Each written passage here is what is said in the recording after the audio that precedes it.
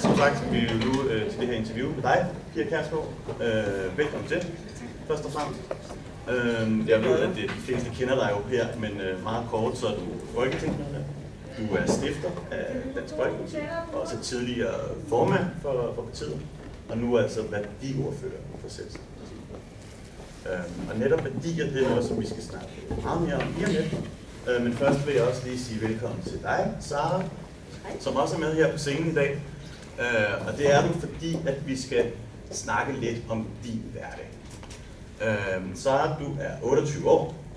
Du bor på Østerbro sammen med din mand og dine 2 børn på henholdsvis 4 år og 6 måneder. Du er nyuddannet skolelærer og er for tiden på barsel. Og grunden til, at Sara jo som sagt er med på scenen i dag, det er fordi, at vi skal tage dig, Pia, med en tur ind i Saras hverdag. Vi vil altså gerne stille dig over for nogle af de dilemmaer, som Sara hun står med i sin dagligdag, som alle sammen har mere eller mindre værdipolitisk karakter. Så det håber jeg, at du er frisk på. Det er jeg glad for. Tænk lige så ret nok gik. Godt. Jamen, vi starter lidt blødt ud. Sådan en ganske normal onsdag morgen, som i dag. Det er en lille smule regnvejr, og Sara hun skal have sine børn i institutionen. Hun skal så til at beslutte sig, om hun skal tage cyklen, om hun skal tage bussen, eller om hun skal køre i bil. Hvad vil du anbefale hende at gøre? Altså, jeg vil i hvert fald ikke anbefale at tage bilen i regnvejr, fordi det er simpelthen det mest langsomme transportmiddel, man kan bruge i regn. Bare i dag. Altså, jeg gjorde det nemlig, så det sidder sådan stadigvæk. Ja, forfærdeligt. Altså, hvis ikke det er sådan, så synes jeg egentlig, det er okay at tage cyklen. Jeg ved da godt, det er lidt besværligt med et barn, der skal bagpå og klædes på, og du skal også selv klædes på og sådan noget, men jeg er meget cykelentusiast. Så jeg tror nok, jeg vil tage cyklen. Ja. Kører du aldrig selv i bil? Jo, men jeg kører også meget på cykel. Rigtig meget. Har det også noget at gøre med så netop nogle værdier? Er det fordi, du er meget bevidst omkring miljøet og de her klimaforandringer, som vi jo også står overfor? Det har noget med mange ting at gøre. Altså for det første, fordi de gange jeg kører i bil, når jeg skal ind til Christiansborg, så ærger jeg mig, når jeg holder i en kø, og jeg kan se cyklerne, de fiser forbi mig inde på cykelstien. Så tænker jeg, bare du dog havde taget cyklen. Det der er et problem for kvinder, er det ikke rigtigt? At, jo, men den der cykelhjelm, den presser ret meget på håret. Man bliver ret svedig. Altså man bliver sådan, man kan ikke sådan gå direkte, vel? Altså til, det kan jeg i hvert fald ikke til et møde og sådan noget, vel? Så det tager lidt ekstra tid i virkeligheden i den anden ende. Men jeg kan godt lide at cykle, fordi man ser så meget, når man cykler. Meget mere, end når man kører i bil. Man får også sådan lidt, ja, jeg ved ikke, hvor meget frisk luft der er i København, men altså, man får alligevel sådan så blæst. Det hovedsageligt er at være praktiske og komfortable. Men jeg synes, altså når nu du spørger om miljøet, jamen det er da rigtigt, altså bilerne oser, og jo flere køer, jo flere os, jo mere os, det skal man da også lige have i sin overvejelse. Tænker du meget over det? Ikke meget, men jeg tænker på det. Ja. Mener du, at det er noget, at vi som enkeltpersoner burde gøre mere ved? At, Det synes jeg lige præcis, som du siger, som enkeltpersoner. Ja. Det synes jeg nemlig, fordi vi diskuterer meget miljø. Det har vi gjort i mange år i Danmark. Og jeg mener jo selvfølgelig, det er også meget fabrik og industri og sådan noget. Men det er jo også den enkelte. Altså at vi sorterer vores affald. Jeg synes, det er dejligt, vi i Gentofte har fået sådan forskellige kasser til aviser, til flasker, til almindelig affald. Jeg har en regnvandsbeholder. Jeg har også sådan en miljødims, hvor jeg putter haveaffald i, der bliver til jord. Så, og jeg tænker sådan lidt over, hvad jeg bruger opvaskemiddel og sæbe og sådan noget. Så i virkeligheden, så mener du at i højere grad, at det er en enkeltes ansvar frem for politikernes for eksempel, at få gjort noget ved altså det er jo politikernes ansvar i forhold til de store ting. Altså som jeg siger med industri, og hvordan bruger vi, hvordan får vi energi, hvordan gør vi for at få, at man ikke er afhængig af Mellemøsten, som vi godt kan have en frygt for at være, når det er olie, det drejer sig om. At vi på en eller anden måde finder en måde, hvordan vi selv kan producere energi, få energi.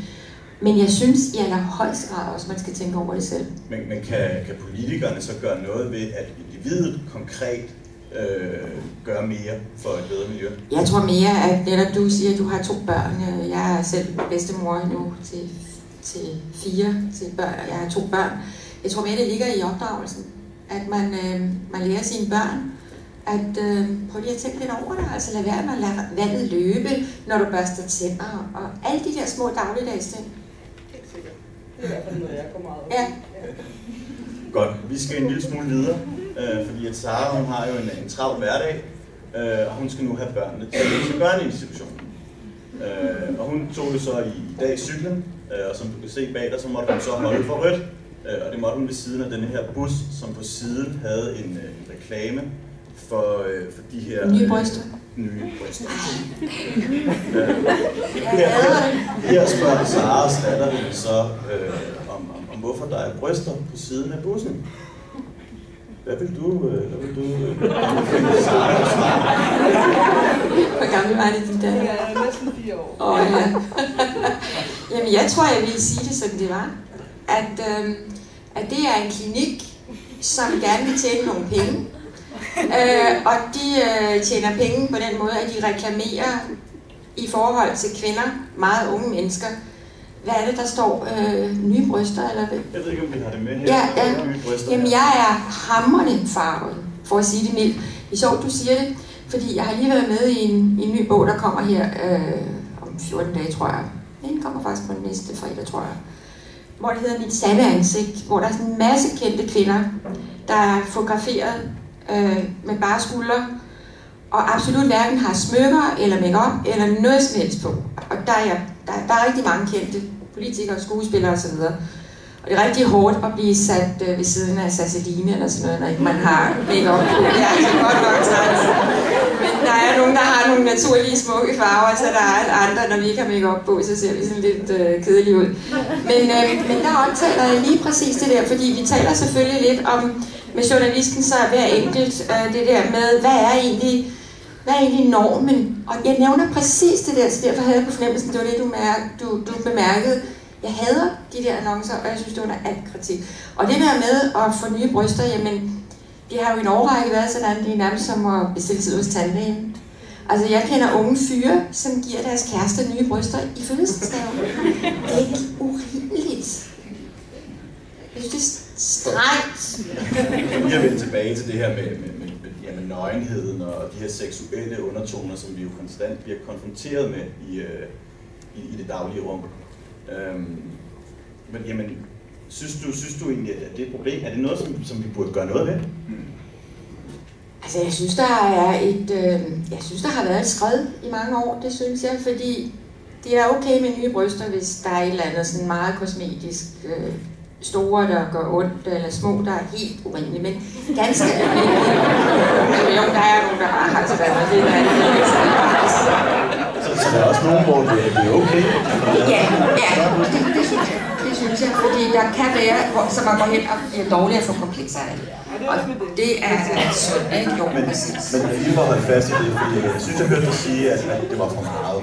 Det er alt for meget, fordi det er jo mange gange 3-24-årige, der bare er kønne og søde og unge og smukke, og helt naturlige, der pludselig skal have, altså, og vi skal jo alle sammen ligne lidt. Men der er så også nogen, der har så tilpas små bryster. Altså, jo, men der er virkelig nogen, og det kan man da godt sidde som mand og grine lidt af, men det tror du vil give mig ret i, at der er nogen, der hvor de kan virkelig blive, altså der er ingen grund til, at folk skal miste selvværd eller få komplekser eller noget. Nej. Godt. Nok om det, tror jeg. Sara, hun skal videre, og så skal hun jo nu til at aflevere datteren i børnehaven. Men vi skal lige videre. Og her er det så igen i dag, fristes man til at sige, en kvindelig pædagog, som tager imod hende. Fordi i Saras datters børnehave, der er der nemlig 7 kvindelige pædagoger, men kun en enkelt mand. Og her vil jeg egentlig først og fremmest bare høre dig, hvordan du har det med det. Jeg kan sige, at jeg har en søn, der er pædagog. Men socialpædagog arbejder ikke frem med. Børnehavebørn. Han er pædagog, ja. Jo, men det er garanteret, fordi der er alt for meget fokus på. Der er også noget med i nogle børnehaver, at mænd ikke må skifte ble efterhånden på børn, ikke må være alene med børnene. Det er jo sygt. Altså, der har været nogle forfærdelige tilfælde, men jeg tror ikke, det hjælper. Tværtimod, så tror jeg, at man gør mænd bange for at blive pædagoger, og det bliver for besværligt, og fordi selvfølgelig skal der også være mandlige pædagoger. Jeg ved da også, at der er enlige kvinder, som synes, det er skønt, hvis der er en mandlig pædagog, fordi så er der sådan lidt mandlig, ja, præcis. Så det er, jeg synes, det er åndssvagt. Men det jeg så hører dig sige, det er, at det er et problem, at det ikke er mere ligeligt fordelt. Ja. Lad os prøve at vende den om en gang så, og sige, at for eksempel, hvis man kigger på direktører og bestyrelsesposter i de store danske virksomheder, jamen så er mændene jo langt overrepræsenteret. Er det så også et problem? Altså jeg synes, det er et problem i det omfang, hvis man begynder at lave positiv særbehandling for, at kvinder skal have bestyrelsesposter og komme ind i de store virksomheder. Så ikke et stort nok problem til, at man skal gøre noget ved det? Ja, hvad skal man gøre ved det? Andet end at, hvad skal man gøre ved det? Andet end at udviklingen med garanti vil betyde, at der kommer flere og flere kvinder. Altså for år tilbage, og det var det samme i Folketinget, var der meget få kvinder. Nu er det lige før, vi skal have manderettigheder, ikke? Fordi altså der er jo heldigvis for det, flere og flere kvinder, vi snart vil være enige i Folketinget, og sådan kommer det også til at gå med bestyrelsesposter og direktører for store virksomheder. Så du tror ikke, der er nogen fag, der er mere kønsbestemte end Jo, det tror jeg absolut. Det tror jeg. Og jeg tror også, at et fag som pædagog er mere kønsbestemt i forhold til, at det er kvinder. Men det betyder jo ikke, at der ikke skal være mænd. Og det er da en udvikling, vi skal ud i, at det er da fint, hvis en mand vil være pædagog. Er det en fare for en eller anden form for kønsudligning, der gør, at du siger, at der ikke skal være nogen kvoter de steder? Jeg kan bare ikke lide det på den måde. Det har jeg aldrig brudt mig om, og jeg synes jo egentlig selv, jeg har siddet 30 år på Christiansborg, godt og vel. Og da jeg var i de første partilederrunder for 30 år siden, der tror jeg sad som ene kvinde imellem alle mændene. Sådan er det jo ikke i dag. Og man kan jo ikke ligefrem sige, at jeg er kommet nemt til det, vel? Jeg har ikke været ude for positiv særbehandling eller kønskvotering eller noget. Altså jeg synes, man skal slås for det, man gerne vil, uanset om man er mand eller kvinde. Er din pointe, at det kommer af sig selv? Det kommer af udviklingen, ja. Altså det mener jeg, at vi er et samfund, der bliver mere og mere ligeligt, også på kønnene. I hvert fald, så vil jeg under ingen omstændigheder lovbestemme, at man skal have det ene eller det andet. Så hun skal videre, og efter hun har afleveret datteren, så skal hun selvfølgelig ud på de daglige indkøb. Hun skal en tur i supermarkedet, men henne foran supermarkedet, der står der en hjemløs, som sælger hus forbi. Er det en blad, som du kunne finde på at købe? Jeg køber det simpelthen hver gang. Og den mand, der står, altså jeg svarer garanteret helt anderledes, end I regnede med. Er det ikke rigtigt? Er det ikke rigtigt? Nå, okay. Men jeg svarer ud fra min ærlighed, altså 100%. Den mand, der står over ved IKEA, der står nemlig altid en og sælger hus forbi over der ved det der store center ved Brugårdsvej og alt det derovre. Ja. Og ved næste gang jeg er derovre, jeg har ikke alene køber hus forbi, men jeg går også ind i IKEA, så køber jeg sådan en fransk hotdog og en koklo. Fordi jeg siger, nu har jeg stået her hele dagen, og så er du ikke sulten og tørst, ja, det er han altid. Så det gør jeg. Jamen jeg synes jo, det er fremragende, at hjemløse har det, at de kan stå med det her hus forbi. Og føle, at de får, er det 8 kroner, tror jeg, de får per hus forbi. Føle de til, at de egentlig gerne vil det der. De er glade for det. Det er mit indtryk, når jeg snakker med dem. Og selvfølgelig køber jeg hus forbi. Det er da klart. Og jeg ærger mig. Og jeg har det rigtig dårligt, når jeg går ned ad strøget. Hvis jeg kun har et dankort og ikke nogen reddepenge, så... Nu skal jeg ikke gøre mig bedre, end jeg er. Men det sker altså, at når jeg så er inde og handle, så beder jeg nogle kontanter. Og når jeg så går den anden vej, så køber jeg hus forbi. Fordi han står ikke med sådan en til dankortet. Ikke nu i hvert fald. Man kan få. Ja. For lige at holde fast i de hjemløse her, så her i Danmark er der jo flere og flere, især unge hjemløse. Og det kunne tyde lidt på, at der er nogen, der har svært ved at tage det her spring fra barndommen ind i voksenlivet. Hvordan tror du, det kan være? Det er jo ikke, det kan man jo ikke sige. Det er sådan, det er forskelligt fra den ene til den anden. Altså, der er årsager til, at man bliver hjemløs. Og det kan man vel ikke sige, det er lige præcis derfor. Jeg har nogle tal her fra en undersøgelse, der viser, at der de seneste 4 år er kommet 80% flere unge hjemløse mellem 18 og 24 år. Er det ikke noget, man burde gøre noget ved politisk? Jo, det synes jeg faktisk. Det synes jeg. Altså, ingen tvivl om det. Jeg synes, det er urimeligt med hjemløse. Jamen, det er flere herberger, flere steder, hvor man har mulighed for at være. Det er vel i virkeligheden et samfundsproblem i højere grad, end det er den enkelte, eller hvordan? Nej, jeg siger ikke, det er den enkelte. Jeg siger, at der er forskellige årsager til, at man er hjemløs. Ikke? Altså, der er jo ikke én vej for, at man bliver hjemløs. Der er mange forskellige årsager. Kunne det også have noget med for eksempel manglende ungdomstilbud at gøre? Nej, det tror jeg faktisk ikke. Det tror jeg ikke. Det tror jeg ikke. Altså, jeg tror ikke, man står og vælger, eller fordi man ikke har fået et tilbud, at man så bliver hjemløs. Jeg tror, det desværre har lidt med vores tid at gøre, at der er mere sådan, der er måske ikke sådan den der familieomsorg alle steder, og så mange andre ting. Jeg kan sige, at min bror døde som hjemløs, så jeg har meget tætte relationer til hjemløse. Ja, det er været så stort på det område. Sara, hun skal som sagt ind og handle, og hun skal blandt andet handle ind til børnenes madpakker. Og her står hun så med det evige dilemma, om hun skal vælge de konventionelle varer, eller om hun skal købe økologisk. Hvad vælger du selv? Jeg vælger økologisk. Stort set. I hvert fald dansk. Jeg hader de der flade, der ligger i supermarkedet, og så hvis man vender lidt og læser lidt, så kan man se, at de er opdrættet i Polen eller sådan et eller andet, det der rullepølse dyrene, der leverer rullepølse, er opdrættet i Polen. Det køber jeg altså ikke. Fordi det kan jeg ikke lide. Altså, jeg har for mange år siden var jeg i Polen, hvor jeg så, hvordan dyrene havde det, og de havde det ikke godt. Altså det, der jo er problemet for en ung familie, for dig, det er økologisk er mere dyrt. Det er altså mere dyrt. Det er en prioritering, og jeg synes, man skal prioritere. I hvert fald dansk. Ja, det synes jeg er sund fornuft. Færre rulleskøjter og mere økologi. Ja. Men lad os prøve en gang at holde fast i det her med Polen. Fordi jeg kunne forstå, at børnene hjemme hos dig, de elsker jordbær. Og du skulle for eksempel lave noget dessert til dem. Og der har jeg næsten hørt dig sige, at du så vælger de danske jordbær frem for de polske. Og det er simpelthen fordi, at du af principielle årsager hellere vil købe dansk end polsk. Jeg vil allerhelst købe dansk, og det jeg synes, der er det værste i supermarkederne, det er hollandske grøntsager.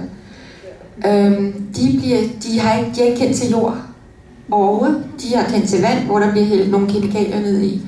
Og det kunne jeg aldrig røre en hollandsk grøntsag. Men det er også et problem, at de hollandske grøntsager eller polske jordbær så er så meget billigere end de danske. Ja. Men der er det jo rigtigt, som Sara siger, prioriter, og der er nogle andre ting, man må undvære.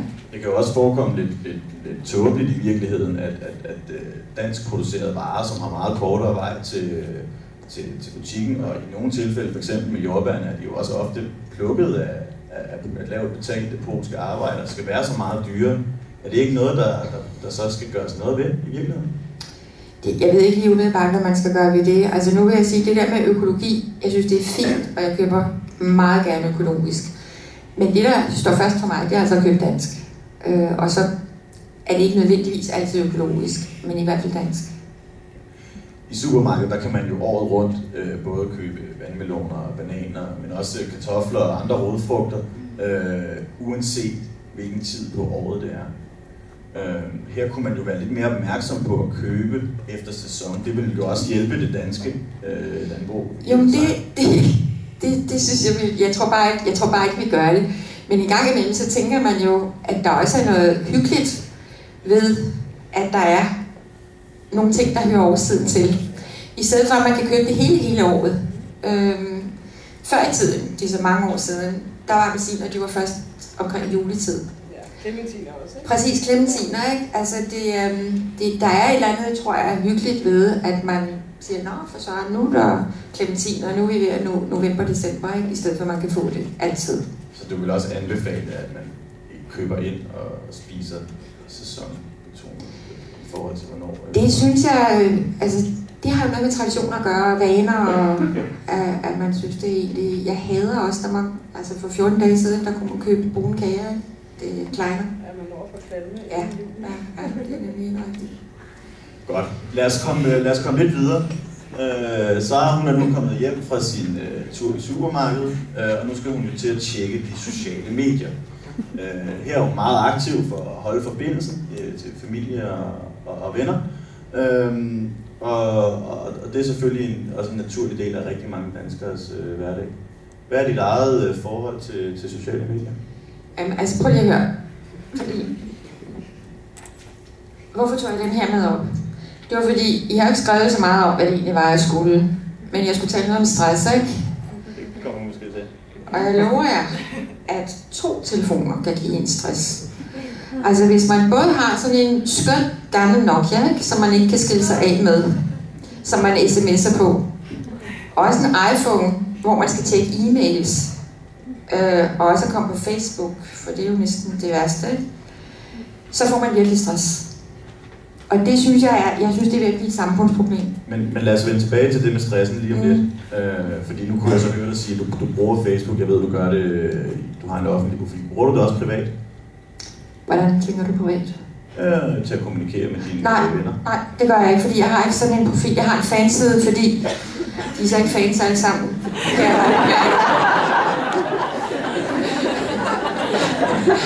Men det er ikke sådan en, jeg selv svarer på, fordi det kunne jeg simpelthen ikke overkomme, for det vælter ind samtidig med, at jeg skal besvare mails og så videre, så det duer simpelthen ikke. Nu tog du selv din smartphone frem, mens vi sad her. Hvad ville der ske, hvis vi sad hjemme hos dig, og jeg tog min telefon frem, for lige at se, om der var nogen, der havde skrevet til mig på Facebook? Altså, jeg synes, det er okay, hvis du gør det sådan en gang, men det er altså ikke sjovt. Altså, man oplever mange gange, hvis man går et eller andet sted på en café, og der sidder et ungt par, så sidder de begge to sådan her, og man tænker, hvem de sms'er til hinanden, eller et eller andet, ikke? De sidder lige over for hinanden. Jeg synes virkelig, at det er... Jeg synes, det er for meget. Det synes jeg. Kan man tale om de asociale medier i virkeligheden? Det synes jeg også. Det er der også vældig meget at snakke om, hvordan folk lægger alting ud, ikke? Og altså... et barns fødsel, ikke? Sådan set nedefra. Det kommer på Facebook. Altså, jeg synes bare, det er for meget, og at folk er for lidt private, og så også er det svineri, der foregår. Altså, hvor man, det har jeg da i hvert fald lagt mærke til, at specielt sådan hen eftermiddag, aften, om natten, hold da op, den får altså ikke for lidt. Ja. Og det synes jeg også er lidt trist. Hører jeg dig sige, at du så bruger Facebook i højere grad som et nødvendigt onde, frem for en positiv...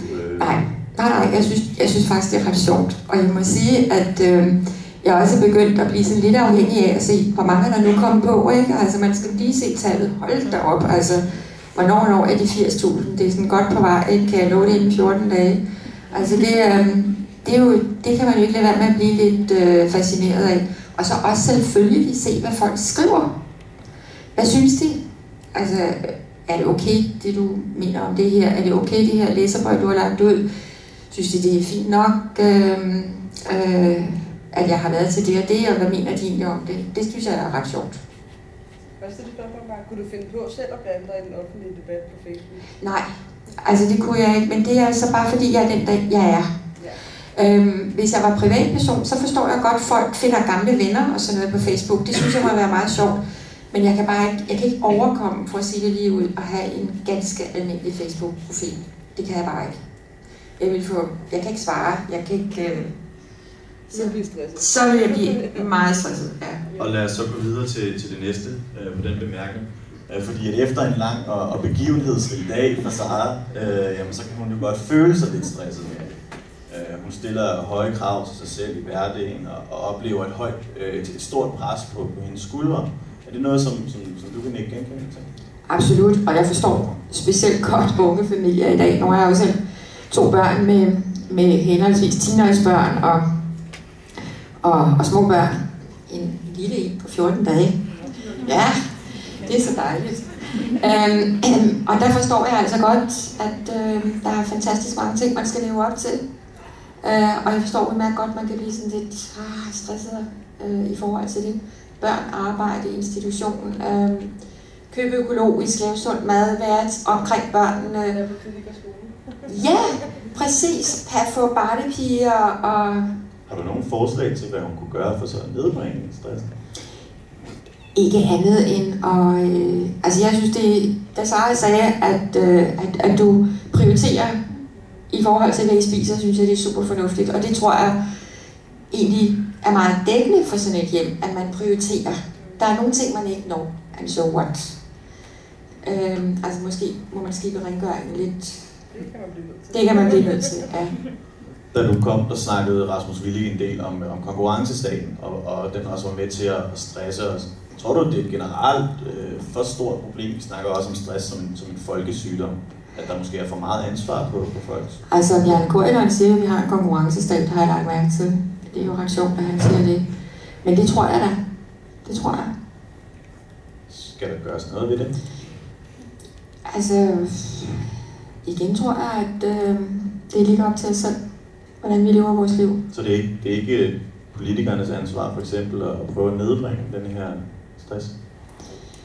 På hvilken måde? Altså, hvordan? Nå ja, men man kunne jo også have en kortere arbejdsdag, eller tage ansvaret lidt væk fra den enkelte skulder. Altså, jeg tror ikke kortere arbejdsdag umiddelbart. Altså, det er svært at sige. Altså, jeg tror efterhånden, folk prioriterer fritid lidt mere end løn. Det er der nok mange, der gør, hvis man kan få det til at hænge sammen. Men der må vi jo så bare erkende, at vi har mange mennesker føler sig stresset. Jeg forstår godt, børnefamilier føler sig stresset, men vi har jo ikke verdens længste arbejdstid. Det har vi bare ikke. Og så er det da rigtigt, altså er konkurrencen der. Det er nu vi er inde i det store politiske spil, ikke? Altså fordi vi skal også overleve. Vi skal også være en nation, der kan få nogle penge ind på kassen, så vi kan give dem ud igen til de formål, vi synes, de er værd at give ud til. Ja. Så i bund og grund er det den enkelte, der selv skal styre? Det kan man jo ikke 100%, fordi man er afhængig af, hvad der sker omkring en. Altså i det omfang. Jeg tror, hvis jeg havde været ung i dag, tror jeg nok, jeg ville leve lidt mere som Sara gør. Hvor jeg er fra en tid, hvor man absolut ikke havde det godt, hvis ikke der var rent. Det var man ligesom opdraget med. Hvor man måske tænkte mere på den slags ting, end lige at sige skidt med det. Altså hellere... Hvad er det, man plejer? Hvad er det, man siger? Hellere lidt støv i krogene end et rent helvede, ikke? Jeg tror, det må blive det sidste ord for nu. Vi har vist ikke så meget mere tid, og Saras dag, den er også slut. Jeg vil egentlig gerne åbne op for nogle spørgsmål fra salen. Og til at starte med, så vil jeg bede om at stille spørgsmål omhandlende de emner, som vi nu har været igennem her på scenen. Og hvis der er tid til det, så kan vi åbne for en lidt bredere debat. Ja, nede bag i hvid skjorte. Ja,